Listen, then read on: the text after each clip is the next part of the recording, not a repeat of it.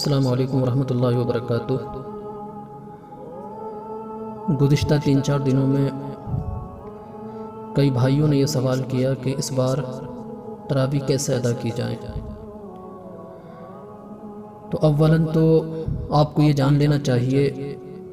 کہ نماز تراویح سنت مؤکدہ ہے، مردوں کے لیے بھی اور عورتوں کے لیے بھی،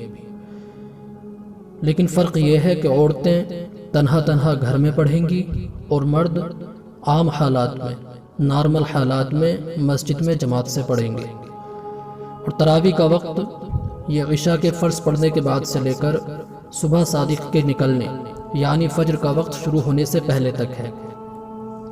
نماز تراویح جماعت سے پڑھنا یہ سنت کفایہ ہے کہ اگر محلے کے سب لوگوں نے جماعت چھوڑ دی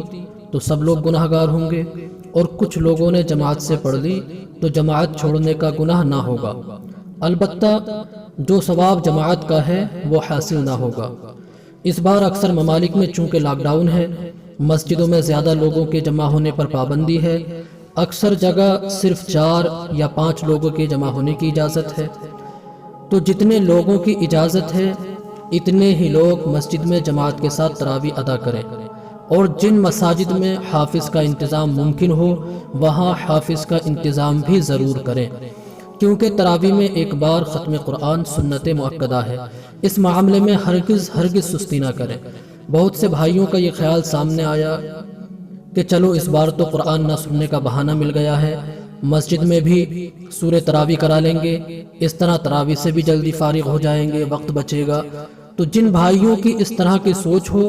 وہ ہرگز اس طرح کی سوچ کو اپنے دماغ میں نہ آنے دیں،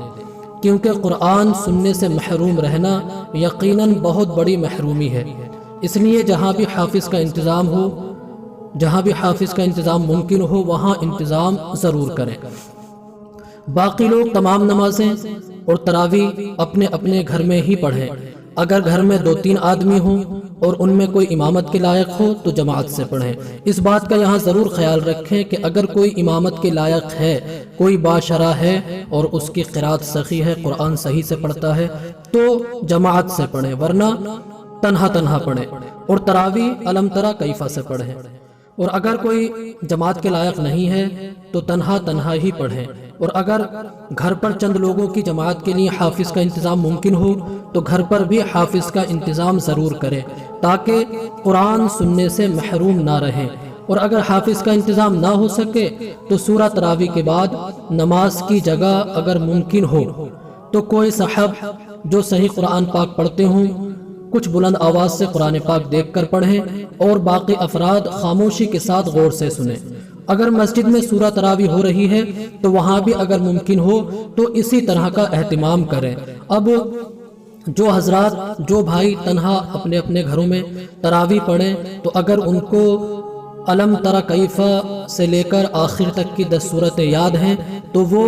ہر رکعت میں الگ الگ ایک سورت پڑھیں، تو اس طرح سے 10 رکعت میں ان کی 10 سورتیں پوری ہو جائیں گی، پھر بعد والی 10 رکعت میں بھی وہ اسی طرح سے کریں۔ اور جن کو 10 سورتیں یاد نہیں ہیں بلکہ صرف 1 یا 2 سورتیں ہی یاد ہیں تو وہ حضرات اپنی جتنی ان کو سورتیں یاد ہیں اتنی ہی پڑھ سکتے ہیں۔ اگر 2 سورتیں یاد ہیں تو ہر 2 رکعت میں انہی سورتوں کو پڑھ سکتے ہیں، اور اگر صرف 1 ہی سورت یاد ہے تو ہر